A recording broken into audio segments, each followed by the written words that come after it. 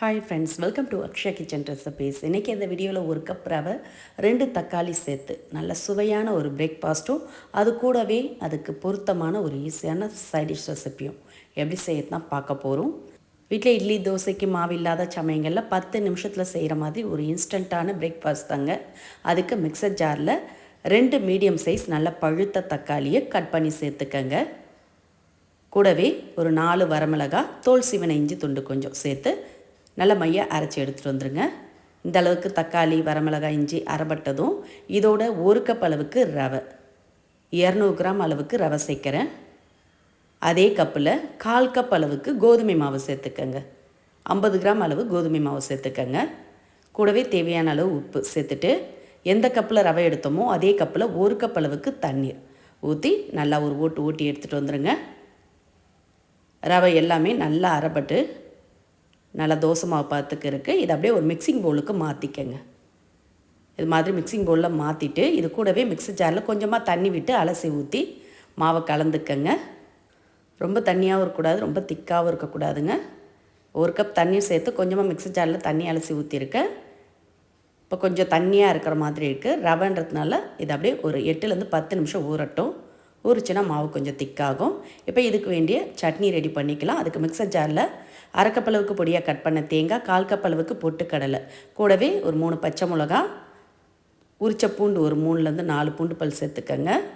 கூடவே தோல் சீவன இஞ்சி துண்டு கொஞ்சம், சின்னதாக புளி, ஓடு நாரெலாம் இல்லாமல் பார்த்து சேர்த்துக்கங்க. கூடவே 1/2 டீஸ்பூன் சீரகம் சேர்த்துட்டு கொஞ்சமாக உப்பும் சேர்த்து தேவையான அளவு தண்ணீர் விட்டு நல்லா மைய அரைச்சி எடுத்துகிட்டு வந்துடுங்க.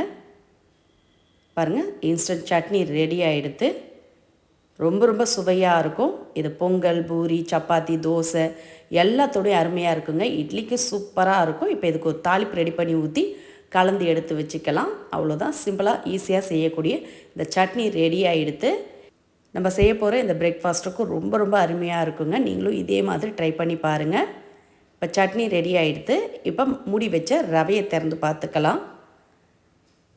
ஒரு 8லேருந்து 10 நிமிஷம் கிட்ட ஊறி ரவை நல்லா சாஃப்டாக இருக்குது. இப்போ இதோட டீஸ்பூனுக்கும் கம்மியாக சமையல் சோடா சேர்த்துக்கங்க. நல்ல ஒரு கிறிஸ்பினஸ் தரும்.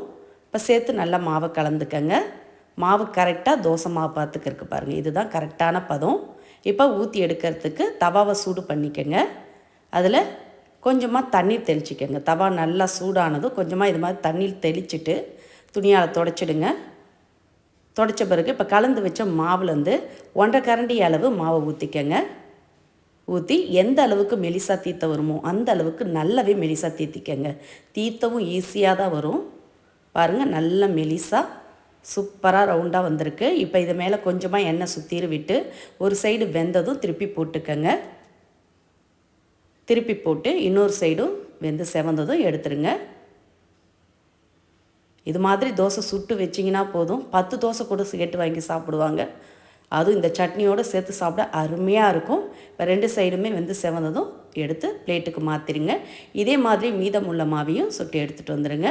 நம்ம கலந்த இந்த மாவில் 4 பேர்கிட்ட தோசையும் சட்னியும் சாப்பிட்லாம். அருமையாக சூப்பராக இருக்கும். இந்த இன்ஸ்டன்ட் பிரேக்ஃபாஸ்ட் சட்னி ரெசிபி பிடிச்சிருந்த அப்படியே ஒரு லைக் கொடுங்க.